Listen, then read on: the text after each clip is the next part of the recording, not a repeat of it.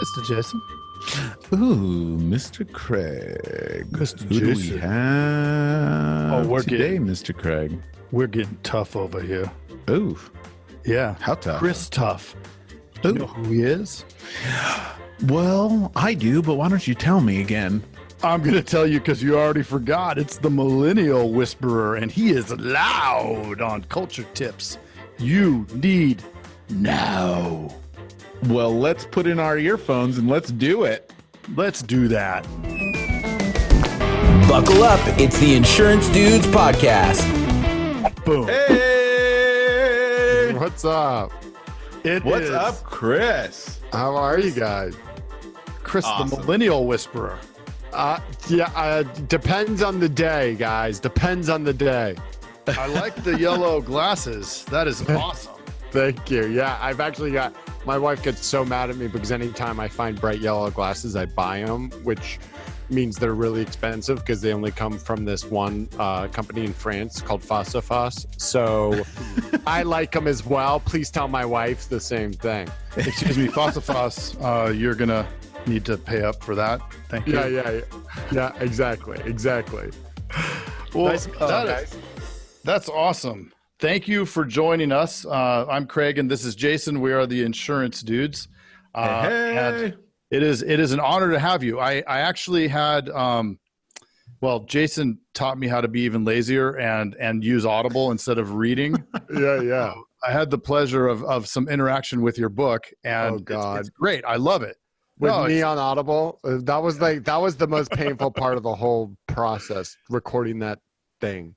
Yeah. It's So good. I mean, It's great that you recorded it. I sometimes some of the people that they get to transcribe the books and stuff is it's unreal. It was like $3,000, and I know I'll probably never make my money back on that part, but I'm like, I can't let someone else do it on my behalf. And I was like, oh, how hard can it be? Horribly hard. Yeah. So do you just do you do it from home, or do you go to a different studio? And No, I mean, with technology, I use this mic with technology. Okay. I mean, this mic was like $120, and you just use a program. And my audio engineer guy, David Wolf, amazing guy. He was in New Mexico, and we just banged it out that way. 17 hours of just sessions. 17. And I'm not the most patient guy in the world, and I'm ADD, and you begin, when you write. Have you guys written books by chance? Read what? Sort of. Have you written a book or published a book? No, not yet. Not yet. It's a love-hate thing when you write a book, and when you end up, reading your stuff over and over again, it's more of a hate relationship. Yeah. But one thing, and I advise a lot of my friends now on their books. Now everyone I know is kind of writing a book. But it's interesting because you can actually use it as a device for like what to talk about and what not to talk about in your speeches, because the stuff that comes really naturally to you where you're like, oh, I'm fired up. That's the stuff you should put in your speeches. And then the stuff that doesn't is like, don't just let that go. Let that go. Yeah. But thanks for having me on. I'm excited to be here. And I don't know, how long do we have to record? What are your sessions usually like? Usually like 8 hours straight, no breaks. 17 hours, just like the book. And you begin reading now. I love it. No, we just go off the cuff. Whatever, Oh. man. Be 10 minutes or 30, whatever you want. Okay, if I suck, I'll know at 11 minutes. You're like, all right, let's wrap it up. So, Chris, where should we send them? I'll know I'm doing horribly. Most people go the distance, and we go a whole hour. But if it doesn't work for you, that's all right too. Whatever. All right, we'll bang it up. Let's do it. So first question for you that's totally off the beaten path is, what was your first concert that you ever went to? Ooh, it was the Beach Boys with my mom. Wow. And I mean, that's the one that I that's the more embarrassing one. The less embarrassing one was the Grateful Dead with my twin brother, but it was right around the same time. But officially, it was the Beach Boys. I am a big Nice. Dead fan.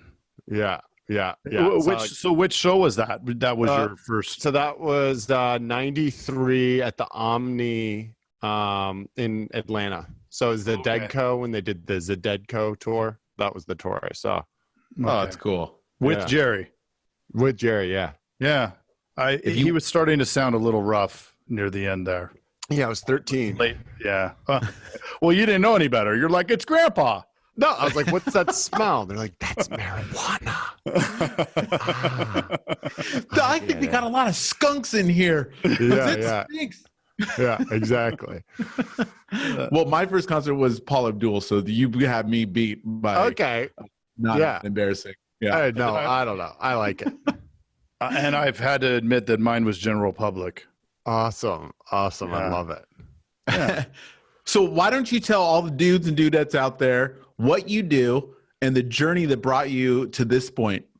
Sure. I mean, it's funny because that question of what you do is what was the catalyst for my book, because I can't really tell you exactly what I do every day, but perfect. What I introduced myself, I was like, but I'm kind of like the Millennial Whisperer, and I'm a partner at an advertising agency. We have 390 employees, and 90% are millennials.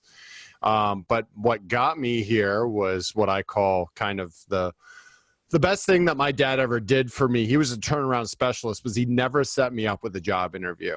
And why that was important was I had 64 failed job interviews after graduating from Vanderbilt with a huge ego that immediately got squashed at around like 50, 52.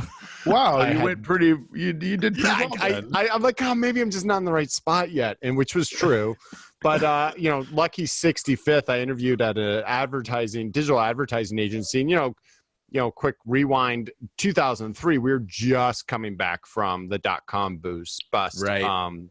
And boost into bust, and so it was digital advertising was just getting going, and so I fell into this thing, and that 64 failed job interviews allowed me to kind of experience this natural selection of somewhere close to what kind of lived within my area of passion and interest, Mm-hmm. and so.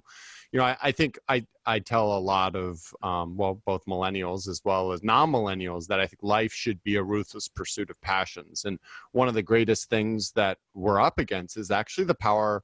There's too many choices out there. So the key is just locking in on some of those places that are closer to your head and heart. And so, kind of falling into a digital advertising agency. I was the 13th employee at a place called Moxie Interactive. We grew over 5 years from 13 to 700. And I moved around a ton and lots of lateral moves where I was an account executive. I was a creative. I'm like, I'm too creative. I'm going to be a creative copywriter. I was a creative copywriter. I sucked at copywriting. I did that for 2 years. And then, it was right around this time. It was right around year 4 or 5.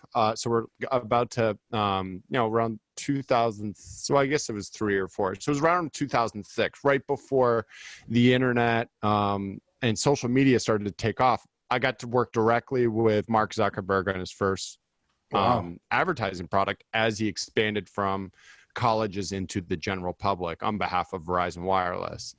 And it was also around that time that a lot of the demand, with my main client back then being Verizon, around social media. And so the owner of the agency was like, Chris, there's this thing, it's called a viral video.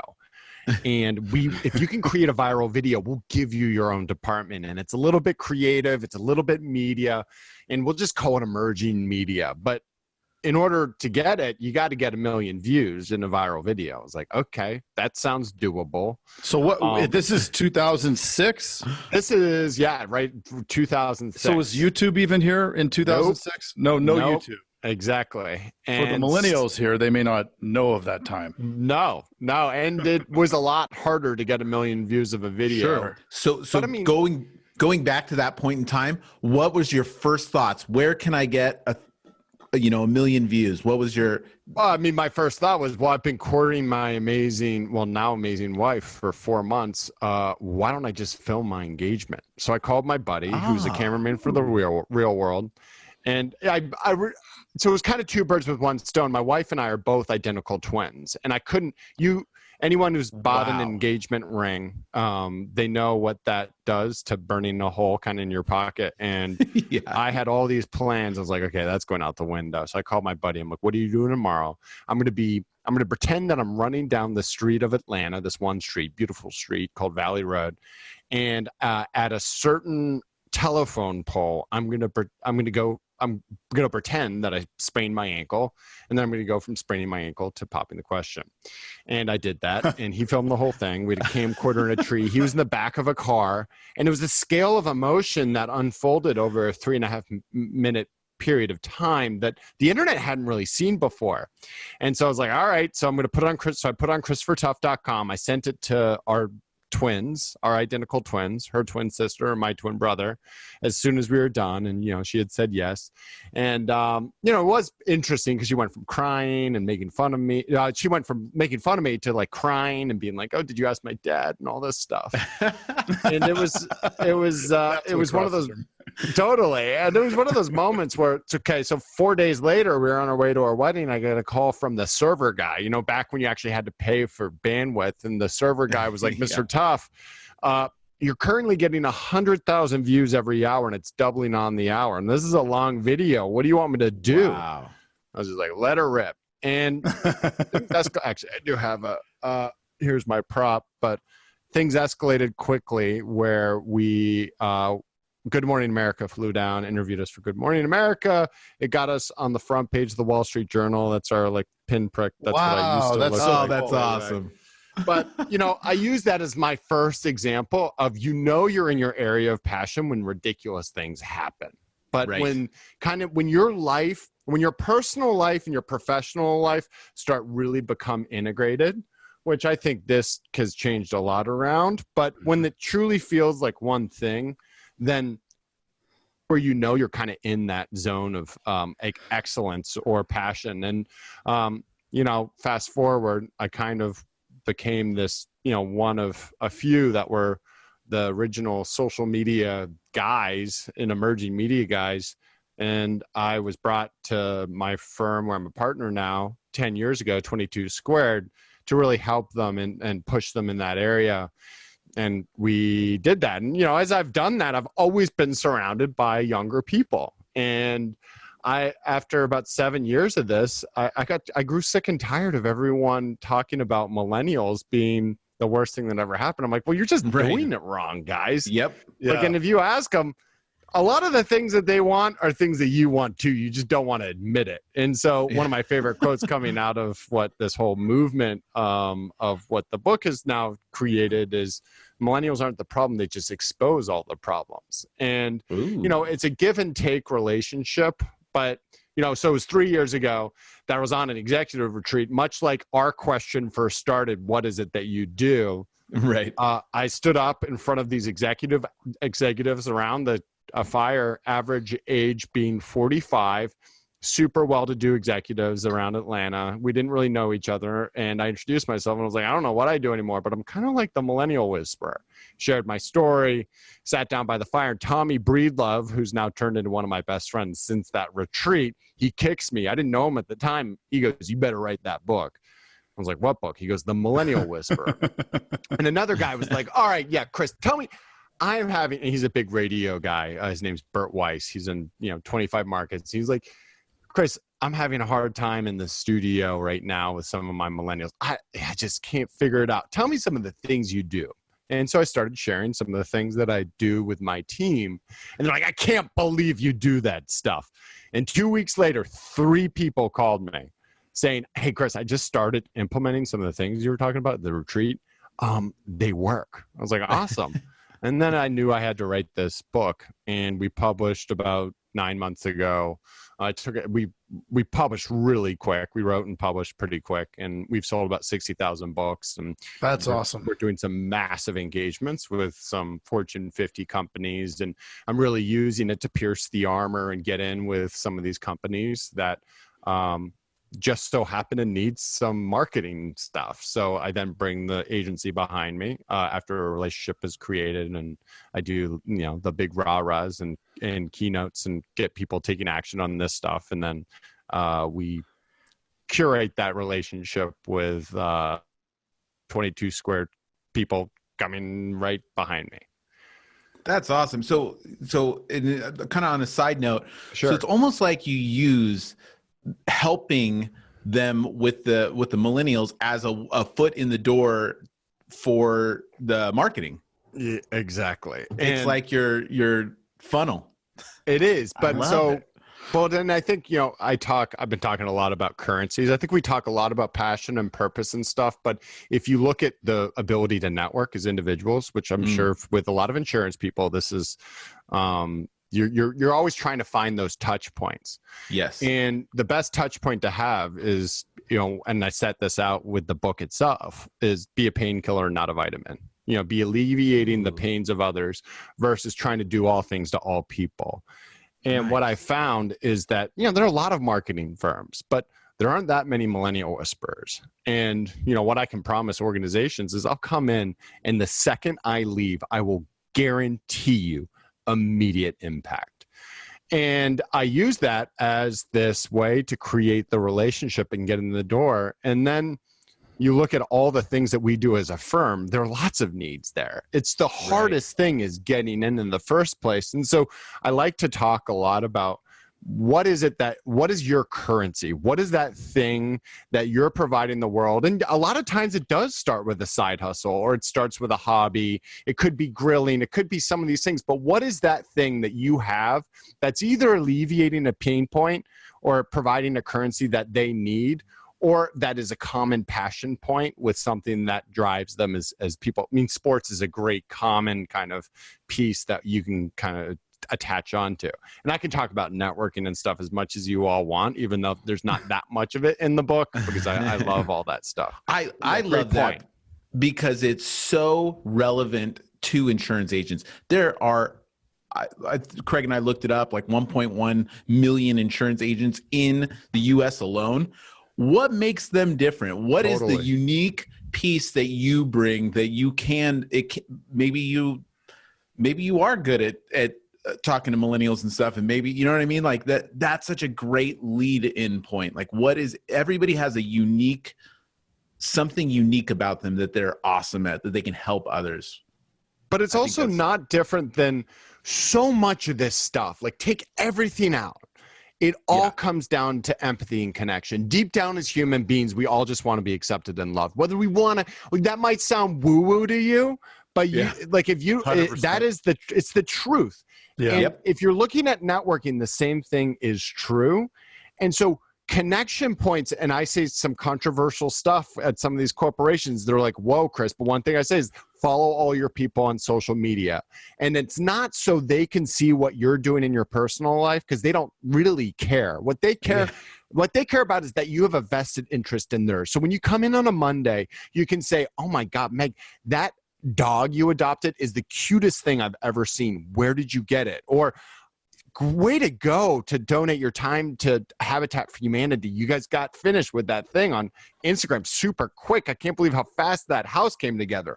Tell me more. Right. The same is true with networking, and it's taking a vested interest in other humans on a level that is real and true.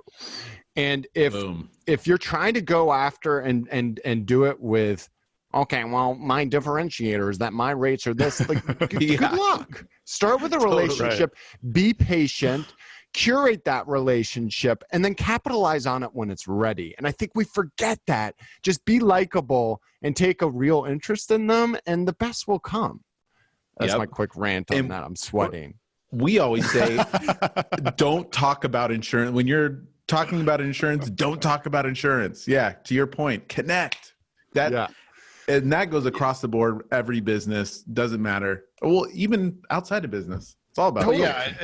Jason and I both run with almost call center type operations. Sure. And so it's a lot different. And when we have these younger people, they're millennials, and they're in there, and they will ask. They're like, I don't know the product, and they come up with all the reasons. It's like, no. You just need to connect. Totally. And we need to connect with them in order for them to understand how to connect. And it's just, that's what everything is about. It's just, and it's relevancy too, breaking through. I mean, look at this. I mean, let me show you something quickly, and you guys know how this is, but this is what you're up against. This is my email inbox. Okay, 233,540. Right, you got these guys trying to break through that. You know, the ones that break through are the ones that have even the slightest bit of relevancy to my life, that they put in a little bit of effort into understanding, even like the fact that they know that I wrote a book called The Millennial Whisperer, which on LinkedIn, I get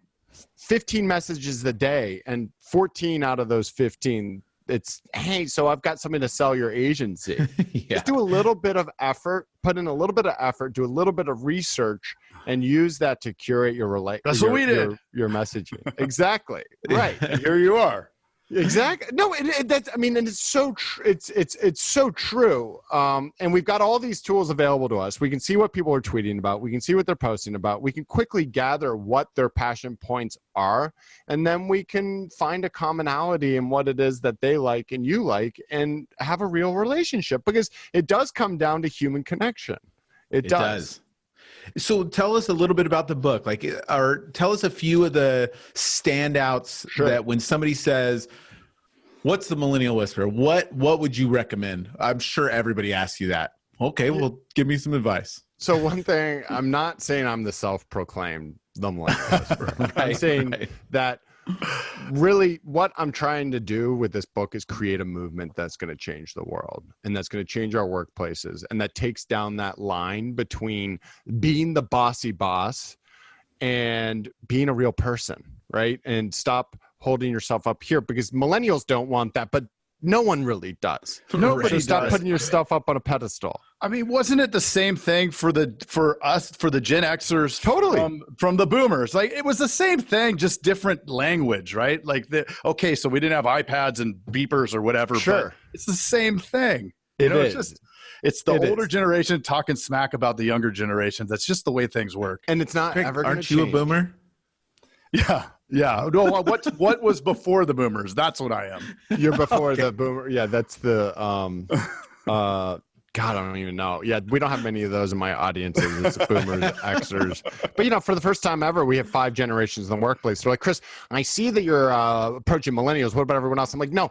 All I'm trying to do with this thing is use this as a catalyst to change our organizations to the needs of millennials first. And so if you break that down, there are 2 sides of it, right? And one is on an organizational level, and the other is on a leadership level. Organizationally, the first thing they're looking for is no different than any other generation. It's pay and benefits. So throw all of those misconceptions out of the way. You got to start with pay and benefits. And then the second thing, which is different, it's a positive work culture. And the third thing is work flexibility. Allow them to work from the places they want to work. And so that's like the easy stuff, right? That's stuff that you can kind of flip a switch, redo the way that you work. And what I run up against the most is on that third one, work flexibility, where I think you can have the most immediate impact with retention and recruitment. You got to start embracing work flexibility, because work integration, work-life balance is now work-life integration. And this is what changed it all. And if you don't have people that you can trust in your team to work from a coffee shop or your home, then they shouldn't be on your team. You should increase what your threshold or bar or metric for allowing people in should be. But, one thing I just go up against is it's just one thing. And it's, well, I had to do it this way. Why don't they? And if you approach that same person, a lot of these people that are resistant to changing with work flexibility, they have kids that are millennials. And if you switch it on them and say, your son Tommy is 24, right? And it's like, yeah, I love Tommy. Tommy, he just started a new job. I was like, oh, great, awesome. Do you believe that Tommy should have a little bit work flexibility on Fridays? So instead of spending 4 hours in his car going both ways, he can actually be getting work done before spending time with his family that he just had. Or let's just say he's 27, 24, be a little young. And you'd be like, yes, absolutely. Why would anyone be resistant to that? And so, that's the corporate side, and from, organizational side of what we can look for. But most of my book focuses on the leadership stuff. And so this book isn't just, it's not about, and it's not about to be better for the next generation. It's how do we lead with the things that make the world a better place and get people fired up. And so the number one thing that millennials are looking for, according to the Deloitte 2018 millennial survey, is inspirational leadership. And it's because of that I created the Millennial Leadership Assessment, which is a 360 assessment, because the unfortunate thing about inspirational leadership is that most leaders think they're inspirational and they're not. And so you ask Bob, Oh no. Hey, Bob, do you think that you're inspirational because millennials dig that stuff, blah, blah, blah. And Bob's like, oh yeah, man, I'm so funny. They light up. And then it's like, thanks, Bob. You ask two people on Bob's team and they're quick to ask, is Bob going to find out if I tell you the truth? Yeah. And they're, it's like, no, Bob won't find out. And they're like, nah, he's horrible, man. And he is so, and so the 360 assessment takes the 8 things from 70 different data sources that I worked with Vanderbilt on, and it assesses how you rank as a leader today. Inspirational leadership being one. And I would quiz you if you hadn't listened to the book or read it. But the other key places are autonomy, transparency, and having a real sense of purpose for what they're doing. And any of those we can kind of go on tirades about, but I'll let you guys choose the next adventure of that stuff, because I can talk about. Even before we get into that, sure. I found it real interesting how you broke down the whole, I guess, the class of millennials, because you have the front end of the millennials and then you have the back end, and they're totally different. Yeah. Right? Because the younger ones have grown up they grew up with army guys and real toys. And then all of a sudden here's a beeper and an iPhone. Yeah. And so they've had all of it, a lot like the Xers. Yeah, we call them, or I've been calling in my speeches, Oregon Trail millennials, because in middle school, their computer education class was Oregon Trail, like 4-bit Oregon Trail, versus what they're juxtaposed next to, which is what I call Snapchat millennials, younger millennials. They're given at age 13 a brand new iPhone with a Snapchat account on it. And that is one of the 2 reasons why within this generation of people born between 1981 and 1996, there's 2 distinct generations. And it's not distinct, it's indistinct. But we got to stop swathing it as a whole. And one is the adoption of technology, like we just talked about, and their adoption of social media specifically within that. And then 2 is the recession of 2008. And when it hit them, older millennials were in the workforce and they had to become entrepreneurs or be more resilient. They went through that. Whereas younger millennials saw their mom and dad lose their jobs and then inherited all of this student debt because of it. Right. It's with those 2 major things, technology and really, the recession of 2008, that now makes for 2 very different and distinct generations within millennials. And one thing I'll tell, a lot of corporations can't get it right for the older millennials, never mind the younger millennials. And then good luck with Gen Z, because they're just now hitting, they're 23-year-olds now and 24-year-olds now entering the workforce. And so we got to start adapting our ways to at least, we've got to start somewhere. Right. And I think one of the big things, and we've already talked a bit about that, is the lack of connection that exists in a lot of the big corporations out there, and this yearning to kind of take down that wall of kind of personal and business. And that's what I'm trying to be a catalyst around. And now answer me this. So when you talk to these companies, everybody seems to, and when I talk to insurance agents, kind of the same thing. We hear the same thing all the time where it's like, nobody wants to work for money anymore. No one wants to show up. And then it kind of ends there. There's almost like no thought put into it. It's back to that old school mentality of, hey, we're open from these hours and you got to show up, you got to do this, and that's it. And no one's really taking the time to dissect or get clarity on how do we kind of like this. We don't market the same way anymore, right? So why would we think that we would keep our offices the same or our businesses the same? Does it seem like that there's just a lack of thought put into it at all when you go into corporations? No, a lot of the things I run up against is and I used one of the stories of this woman who called me. She was like, Chris, so I have this cereal bar and I got a full-time barista and I still have people leaving. All these millennials, they just stay for a couple months. I don't get it. I mean, the barista's really good. She's doing now the oat milk lattes along with the avocado toast and everything else that these millennials want. I was like, listen, usually by the time that you're building that stuff, and why I say on the back of the book, throw away your beer kegs and ping pong tables, because usually that's an indication of a bigger issue. It's reactive to a culture problem, and good culture is a byproduct of good leadership. And so let's focus on the proactive stuff, which is how to lead. And you can have the crappiest office in the world and still thrive. And yeah, I've been using this, and now I'm just going to go ahead and call it out. I don't think I've called them out on a podcast yet, but there's a company locally, NCR, National Cash Registers. Okay. And you wouldn't know that that's their name. They have the sexiest building in Atlanta. I think they spent hundreds of millions of dollars on this thing because they had a culture and a millennial problem. And so they were like, well, we're becoming more and more of this technology company, innovation, disruption. It's happening all around us. We need to have this office. So they built this beautiful office. I mean, sick. But now, because they have a beautiful office, they say to everyone that they can't work from home. And everyone's like, whoa. Like, one, you guys just built an office because we have a culture problem. And now you're taking away the one thing, that we like. The one thing we wanted more than anything else.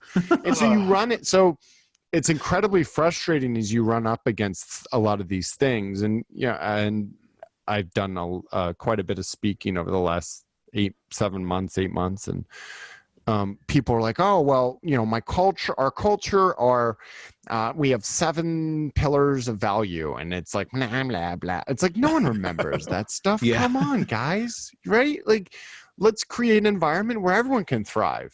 And so a lot of the things that I run up against are one of two sides, and they exist somewhere on the spectrum where super conservative and super old school and are willing to change, and that's why they brought me in.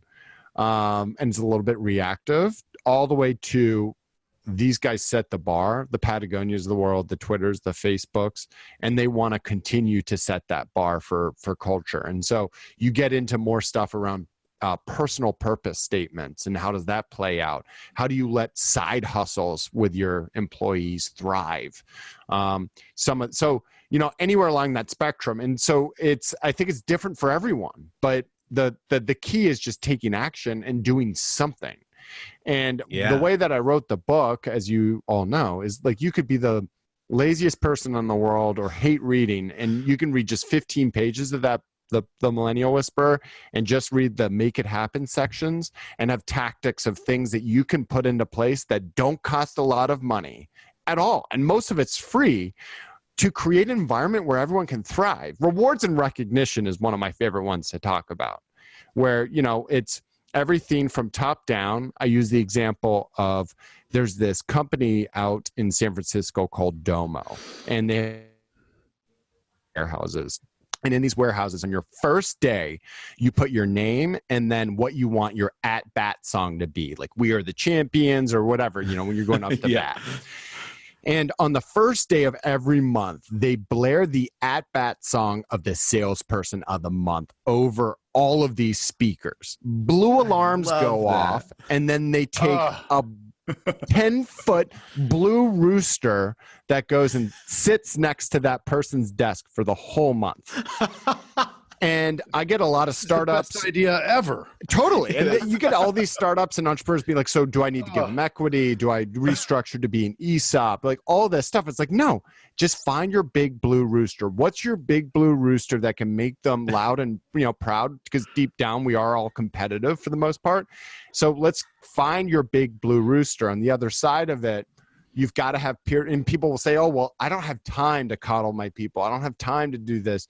And what I emphasize is that, then fine, put it on your people to do that. I use an example of a dentist in town and this is great for kind of the stuff that you all are doing, but his name's Peter Bolden, and they have what's known as ADS bucks, Atlanta Dental Spa bucks. And at the beginning of every month, he gives everyone a $50 blank bill.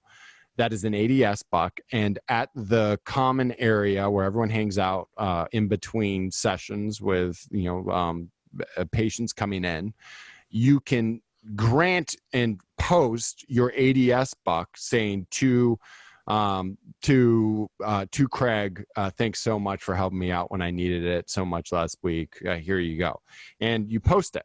And two things happen. One, you get these people, when you get 5 of those, that's $250 of extra cash in a month that you're putting in your back pocket because you redeem them for real money.